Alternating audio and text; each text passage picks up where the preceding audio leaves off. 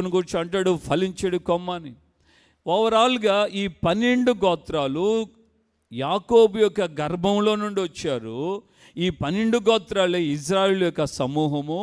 ఈ 12 గోత్రాలని లేవీని దేవుడు ప్రత్యేకపరుచుకొని లేవి రొమ్మున ఈ గోత్రాలను ఉంచాడు.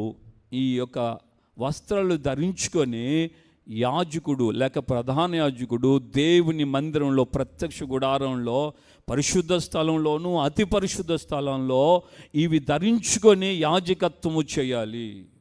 హల్లెలూయా.